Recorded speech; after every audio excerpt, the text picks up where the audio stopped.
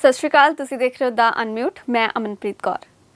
ਅੱਜ ਅਸੀਂ ਗੱਲ ਕਰਾਂਗੇ ਇੱਕ ਐਸੇ ਟੌਪਿਕ 'ਤੇ ਜਿਹਨੂੰ ਸ਼ਾਇਦ ਅਸੀਂ ਸੋਚਦੇ ਹਾਂ ਕਿ ਬਹੁਤ ਹੀ ਈਜ਼ੀ ਆ, like purpose.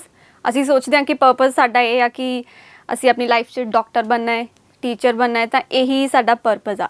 But in actual purpose ਕੀ ਆ, ਇਹਨੂੰ ਸਮਝਣ ਲਈ, ਇਹਨੂੰ ਹੋਰ ਡੀਪਲੀ ਸਮਝਣ ਲਈ ਅੱਜ ਸਾਡੇ ਨਾਲ ਮੌਜੂਦ ਨੇ ਮੋਟੀਵੇਸ਼ਨਲ ਸਪੀਕਰਸ। ਪਹਿਲਾਂ ਮੈਂ ਮਿਲਾਉਂਦੀ ਹਾਂ ਤੁਹਾਨੂੰ ਡੇਵਿਡ ਨਈਅਰ ਫਰੋਮ ਆਸਟ੍ਰੇਲੀਆ, ਜਿਹੜੇ ਕਿ ਇੱਕ ਆਥਰ ਨੇ, ਐਂਟਰਪ੍ਰੇਨਿਓਰ ਨੇ, ਫਿਲੈਂਥਰੋਪਿਸਟ ਨੇ, ਕੋਚ ਐਂਡ ਮੈਂਟਰ ਨੇ, ਜਿਨ੍ਹਾਂ ਨੇ ਓਵਰ 200,000 ਲਾਈਫ ਜਿਹੜੀਆਂ ਨਾ ਉਹਨਾਂ ਨੂੰ ਚੇਂਜ ਕੀਤਾ ਹੈ। And the second guest is ਐਂਡਾ, ਜਿਹੜੇ ਕਿ ਸਾਊਥ ਅਫਰੀਕਾ ਤੋਂ ਨੇ। ਉਹਨਾਂ ਨੇ 3 ਬੁੱਕਸ ਉਹਨਾਂ ਦੀਆਂ ਪਬਲਿਸ਼ ਹੋਈਆਂ ਨੇ and she is an international speaker and HR consultant ਵੀ ਨੇ। ਸੋ ਅੱਜ ਇਹਨਾਂ ਨਾਲ ਗੱਲ ਕਰਾਂਗੇ ਕਿ ਪਰਪਸ ਕੀ ਹੁੰਦਾ ਹੈ, ਇਹਨੂੰ ਡੀਪ ਮੀਨਿੰਗ ਨਾਲ ਕਿਵੇਂ ਸਮਝਿਆ ਜਾ ਸਕਦਾ ਹੈ। ਹੈਲੋ ਐਂਡ ਸਤਿ ਸ਼੍ਰੀ ਅਕਾਲ।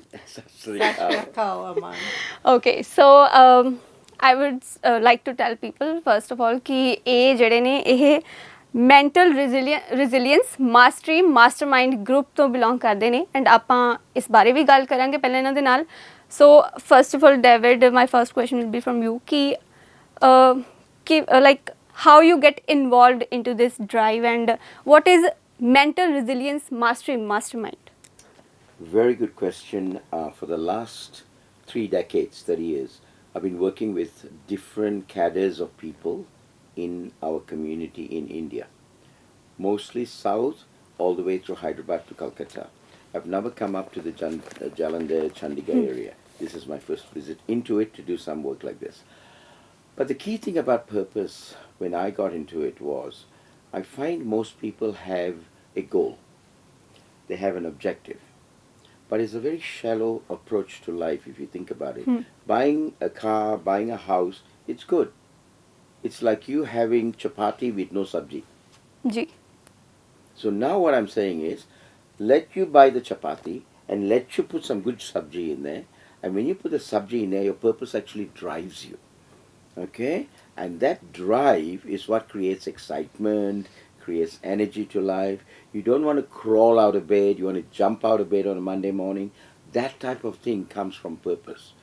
And when I worked with different people, I found they lacked it. Many, not just the average employees, right across to even vice presidents, some CEOs, because I coach CEOs in this country, they also lack this thing called purpose. They have an objective, they have a goal. But when the purpose is put in there, they 10x their performance. That's the power of purpose. Okay, so and how did you associated with this project or drive, and what do you think about mental resilience? Thank you for your question. So I was introduced by a co-author to work with Mr. David Nyer in November 2022. And I became part of the Mental Resilience Mastermind. And that for me means that we need to build our mental resilience so that we stop reacting to situations and we start responding to situations. And in this mastermind, we are taught certain tools that we can practice every day with awareness. So that when you do this, you start having more control over your thought processes, so you get more clarity and you can make quality decisions in your life. Okay, so we are talking about purpose, right? So what is this thing purpose actually? Because it is very difficult for our generation to understand it, because we think like I want to become a doctor, I want to become a teacher, and that is my purpose. We are stuck into that. But what actually purpose is, like what is the easiest way to Very, very simply put, it's not just your generation that's Like- stuck without purpose. Even the baby boomer generation stuck without purpose, in the 70s. It's because it's not taught in schools and people don't understand. Just like goal setting is not taught in schools. Here, what we talk about is for you to get involved in you first. Okay? When you get your head right and you have worked your way down, got involved in you, understanding who you are, why you are, and what you are all about, defining your goals, but at the same time, crystallizing your goals with certain aspirations of why you want to do it. In a lot of cases, it actually stems to community awareness, giving some back to the community. Because you've been put in this earth for a purpose. You've been doing something here. If you do not have this gratitude idea, this gratitude mindset, it's not going to work. So, ironically, when you put a goal, you superimpose a purpose, means your purpose is driving all the goals that you want. And then on top of that, you turn around and say, well, I'm going to do this for this. I'm going to do this for that. When you have that, you then realize something is pulling you. To me, I simply put it, your purpose starts with your head, ideas. It then moves into your heart. The feeling factor comes in. When it moves from your head to your heart, certain pumping actions, adrenaline pumps in through you. But when it moves from your heart to your guts, I don't know how they spell guts in Punjab, but to me, guts is Guts. When it moves from your heart to your guts, the genuine urge to succeed. Get the message? That's what guts is. It's an acronym. When you have that inside of you, the outcome comes so seamlessly. And it's like tasting a good biryani. Yeah. Yeah. Okay. Actually, this question also rises that do you think that we are just thinking about our end goal and we are not enjoying our this journey? The A to B journey is important, which means we promote you to live every moment, every second. Your purpose will drive it. I give you one example. A guy with a goal, yes, he'll put it up on the wall, he'll put it up everywhere else, and that's all it is. And he'll try to work towards it. A guy with a purpose, he now works differently. He will have that written everywhere like a normal goal, but more importantly, it's embedded in his head to such an extent, he then turns around and starts doing it regularly. He has thoughts in his head, those thoughts come to fruition. He then turns around, how can I filter my tasks every day? He will not be doing non-purpose driven tasks. His tasks will be everything that's purpose driven. What that means is you don't waste time. 90% of people say, I have time issues, I have time management problems. You don't waste time because you are so engrossed in your purpose that everything else is secondary. Okay? As an example, you see a mother with a child and the child is in pain, crying. Inside the mother's love will want to carry the child, give everything to the child to stop the pain. The mother won't just ignore it. Now, our purpose is to do everything you want for that goal, 200%. And when that happens, my God, the whole universe opens up. Okay. So coming back to mental resilience, mastery, mastermind. Yes. And what is your experience with this drive, with the authors, other authors, and the people you have met in this journey?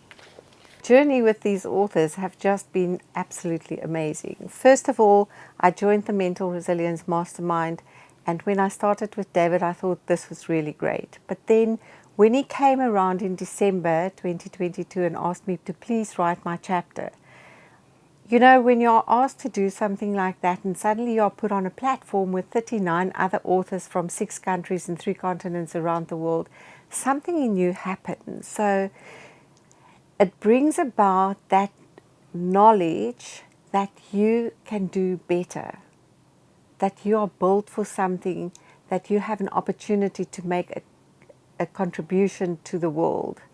And telling your story is going to make a difference to somebody else's life at the end of the day. And that's what we did. So our book GRAIL that we published together as 40 authors is exactly that. It tells 40 real life stories of how people overcame adversity in their lives. And if you're struggling with any issue in your life, if there's anything that is not clear to you, if you do not know how to find your purpose in life, this book can help you to do just that. Because really, if we think that very often we go to motivational courses and there's 1 or 2 or 3 people that will stand there, facilitators, telling you what to do, and they'll give you tools on what to do. And that's great, and you'll pay a whole lot of money for that. But when you walk out there, you know, within the next 2-3 days, you've forgotten what they have said. But if you have this book, it's a reference point that is available on your bookshelf for the rest of your life. Okay, so I think it's amazing that having a 40 authors' life experiences in one book. So, how this idea arises to bring all that into one book? Very good question again. Um, as I said before, I spend a lot of time developing different levels of people in the corporate arena. Hmm? Various industries, IT industry, hospitality industry, the whole range of industries. What I found is when we were giving them that development, they took it. Like what Andrew just said, they'll go and practice, they'll do it for 1 month, they forget it. Because it's not in here. Now, I began to wonder what can I do to drive that to be longer, sustained longer. That's the first point. The second point I wanted to see is what could I get them to embed in them that it becomes not just a habit, but second nature. In the brain, we call it autoresponder. So, how do I get that done?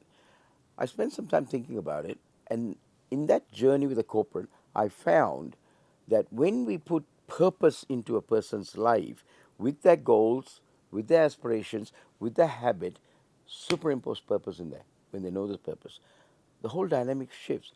Then what we do is we get them to understand why. And I have to say, if your why is big enough, the how does not matter. So most people don't realize it. They'll say, how are you going to do this? How are you going to? No, don't worry about it. Focus on the why and get your purpose right. And then you put this in together and you see what happens. That I did with the corporate arena. When I came out of the corporate arena, I started running masterminds. And this is the second batch, by the way. It's not the first batch. This 40 authors, the first batch we had 30 authors. This is the second batch. That's why if you look at the book is titled GRAIL, Tick Your Life Right with Purpose. But bottom of that book, you will see a little slang. It's called Anthology of Purpose. What does that mean? It's an encyclopedia of purpose. So we have an encyclopedia of purpose. Oh, great. Thank you. We got a book up here. So this is what the book looks like. And what you now see is the title is there, but this word is important. Many people think it's just a self-help book or a personality development book. No, it's not. When you look at this book and you look at this word anthology, point A to point B is a journey of 40 authors. Next batch I'm bringing in, there'll be 100 of these. Okay? So by December, we'll be launching that. I'll come back here to talk to you guys about it. After that, in June next year, we're going to do batch 4, sorry. And that will be 250 authors. So imagine if you had a reference point of 250 different people. Today it's 40. 250 people that says my journey from A to B has been a struggle and this is the reasons and this is how I coped with it. Another person will say a different journey. So sitting where you're sitting, you have a ready reckoner. That's what prompted me to do this. And the journey has been great. We only took us 6 weeks to pull it together. We edited, paginized it, everything internally, and just got it self-published. Today is global. Yeah. Okay. There is one more question that do we all have different definitions of purpose? Yes. You might want to go to Mars as your purpose. I'll tell you what my purpose is. I didn't say this, so you'll understand what purpose is. Both my parents are in the medical profession. They used to come to India before they passed away and spend time helping the children in the streets of Calcutta, the AIDS victim in Mumbai, the AIDS victim in Kerala. Now, I looked at their contributionary goal. That's a contributionary goal. And I looked at it and said to my father, I'm a CA, by the way, and as part of the certified practicing accountant, I wanted to channel my energy into areas that I can do contributionary work. So I decided in '98 to come to India. Tell my father that. My primary purpose in life is to create a mindset shift, a heart set shift, and a soul set shift in 1 million people. Okay? Thereby improving their lifestyle and that of their next generation, leaving behind a legacy. I miserably failed. I only impacted 250,000 people. I failed. Okay, I'm telling everybody out there. But I have a philosophy and I've practiced this. If you fall 4 times, you get up 5. If you fall 6 times, you get up 7. So now I've got in my head, I failed 250,000 people. What am I going to do now? I'm going to make sure with these masterminds, everybody comes up with a purpose. They're going to go back. Anda's going to go back to South Africa. Dr. Lalita, who's here, she's going to go back to Goa. And Simrata in this country, in this state, what do you call Chandigarh, is going to start working with the software engineers. And all of them are going to impact their own purpose. They're all coaches. So imagine what the impact is going to be. Hey, my 1 million is clear. No, 10 million now. Do you see the people? Now, when I get that passion into you, I can see a smile in your face now. Okay, so I also wanted to know from Enda also that Please. when did you found that purpose, actual meaning of purpose in your life, and you thought that I should share it on national and international level? So my journey to finding my purpose actually started 21 years ago when my second daughter was stillborn. So being stillborn means that my baby was dead when she was born. And then I realized very quickly that as a family we had to go from grief to finding gratitude because we couldn't be stuck in grief. Life carries on, we had to carry on. And it became my purpose really to teach people about the grief to gratitude process, because let me tell you, in 2019 there was 4.9 million neonatal deaths in the world. Okay, not all those families understood the grief process or the turmoil of emotions that they were going through at the time. Now imagine if people go through these emotions, but they are able to understand the steps in the process where they are at, how different their relationships would be with people around them. So that's my passion, is that I want to teach people, I want to educate them about the grief process, so that when you have a friend who's going through trauma, that is experiencing a grief process, you are better equipped to assist your friend, to stand by your friend, to guide your friend through this grief process. And in doing so, nobody will become stuck in their lives in grief. Because if you're stuck in life, you live your life on an autopilot mode. Life passes you by because you're stuck here. And nobody deserves to live like that. Okay, so how do you think that media plays a role in? Wow. Let me point out one first step, and this is quoted by Abdul Kalam, and I'm going to repeat this here. Abdul Kalam, when he landed in Tel Aviv, he picks up a newspaper and he reads the headlines. He says, the world has got all the issues, but the headline says, an arid farming ground was converted to a fertile ground. That is the headline. Kalam comes to Delhi. He picks up our local newspaper. On the front page, it's got, this person has killed this person, that person has gone and raped this person, and this is what's happened. So he says to the audience, to the public, why is it so different in Tel Aviv? He asked the question. And in India, why is it so different? The media here can play an enormous part by promoting concepts such as this, which are legitimate and development for an individual. I have a philosophy. You build an individual, you build an organization. Therefore, if you build an individual who builds an organization, who builds communities, they build the nation. So if the media can turn around and start looking at these type of topics, deep dive into it. I'm welcome to come here and do more of this so people can understand. One day I'll be able to talk in Punjabi, so you can teach me to do that. But the key element here, guys, is to make sure you understand you need to do justice to the country. Not that everybody's like that. Some of them are like that. Like, don't you think that somewhere media also gives a negative impact also? That's what, yeah. What can we do to like? Stop that? Very simple. Promote more of these type of things. Get everybody out there. I mean, if you take the 40 authors that are here, ANDA has a program that is called Grief to Gratitude. Dr. Lalita has a program on child geniuses.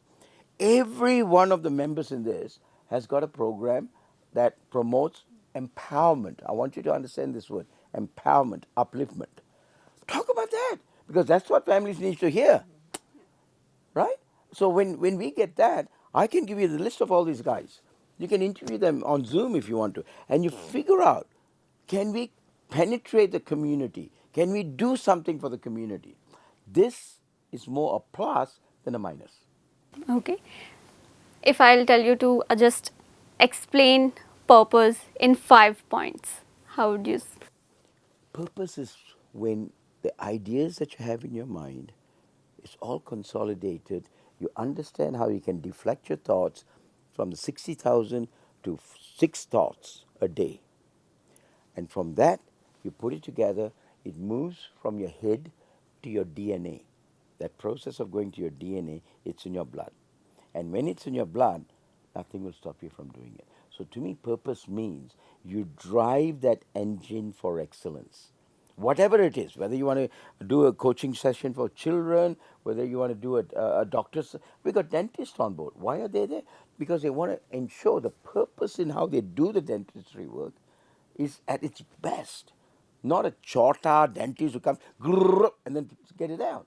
That's not what we're looking at. And the point is, when they do something with purpose, you will see their skill sets are different. They work with excellence.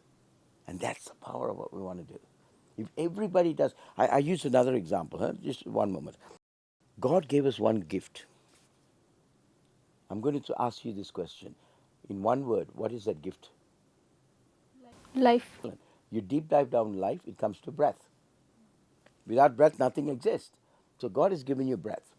And if you do a task in a chota way, and you put it on a tray, and you give it to that God, He won't complain. He will take it, because He's God. If you do that task 1% better, not 100%, 1% better, the task will be a bit better, right? You put it on a tray and you offer it to God. Which of the two do you think God would like a little bit better? 2 or 1? Number 2. Like, yeah. Because as God, He also prefers something better. Okay? So what I'm asking you guys is, every moment that you are living, doing, even you're sitting here, you can see, passionately give it out. Work with it at passion, and you see what happens to your life. You'll have energy, yeah? But even if we are working with this much passion, but still, like, we are like, yes, I got my purpose in my life, but still somewhere we are not at peace. Yeah. In this journey, this is what happens. As the Dalai Lama says, your culmination is your happiness.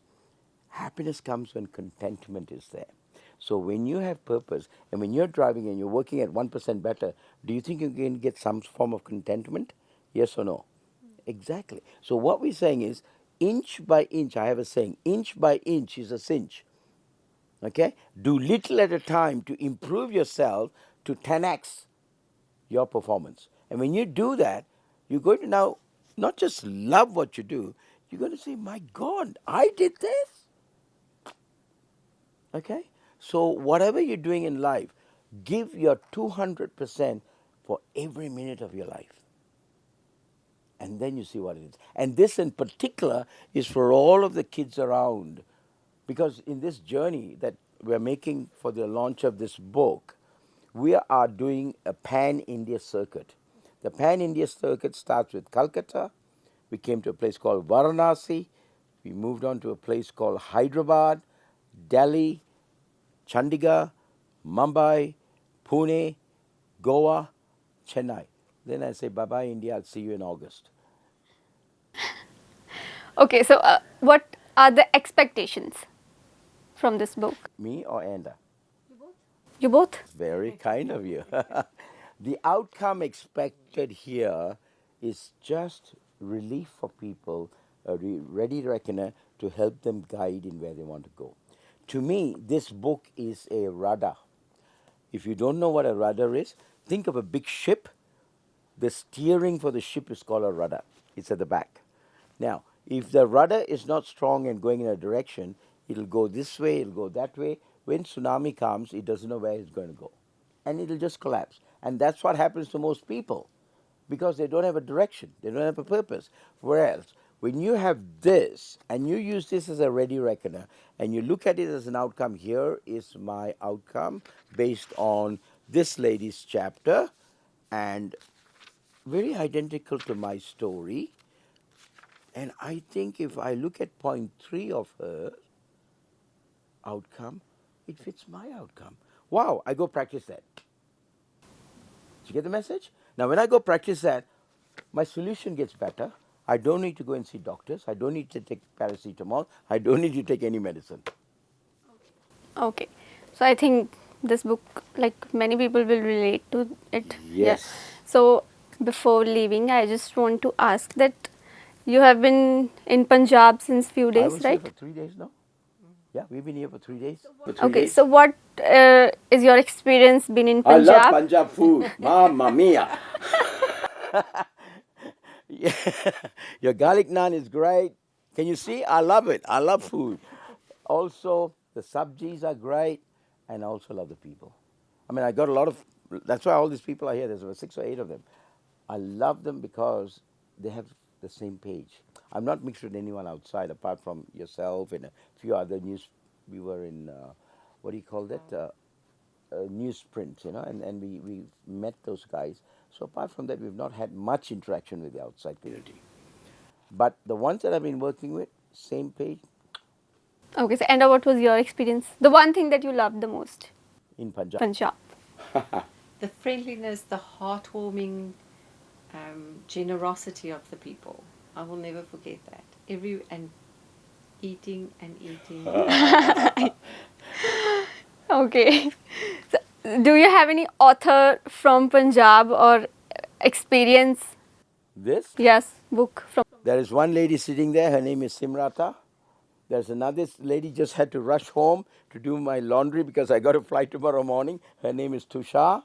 And there's another lady sitting here. Her name is Dr. Lalita. So that's 3. Okay. So you want to say something to audience? I want to. Ladies and gentlemen out there, please understand, if you're a parent, you have an obligation to your children. You cannot ask your children to do something which you are not doing. As an example, I have a philosophy where I say, walk the walk before you do the talk. Don't ask your children to do something when you're a couch potato not wanting to do anything. And this is not to insult the parents. This is to say, today's way of education is through role modeling. That's how the current generation are picking up things. Okay? So the alpha generation, which is now, they will see, they will feel, they will touch, and they go do. Now, if they see mama, papa doing nothing, they will then say, wow, chalo, why should I go do it? So you need to be the example. So every parent out there who's listening to this, I sincerely suggest you look at how you can improve this form of bringing purpose into your life and collectively with your kids, your family, your extended family, start driving this. Yesterday I had the privilege of doing a session like this for a bank in this community. The gentleman from that branch was retiring and heading down to Chennai. He had 200 people there who were congratulating him to bring up the scale of this branch. Same page, the same guy was talking, When you speak from your heart, when you work from your heart, for 2.5 years he worked here and he scaled up the operation. I won't quote figures, I don't want the public to know this, from probably about, let's say, 8 times in 2.5 years. Okay. All because he has purpose driven. So Anna, your message for the audience. So a child learns knowledge and technical skills at school. But when that child goes, he's completed school, he's completed his college or his varsity degree, and he needs to step into a job, into a working environment. If he doesn't have emotional intelligence, he will fail in his job.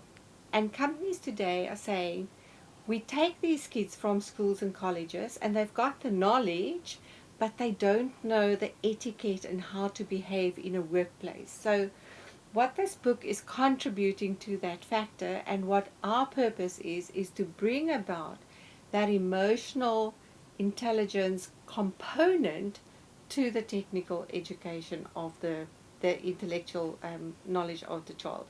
But together with that, okay, out of this book also stems the fact that that child needs to have a spiritual bonding, because if any person, not just a child or a student, any person, if your body, your mind and your soul is not connected,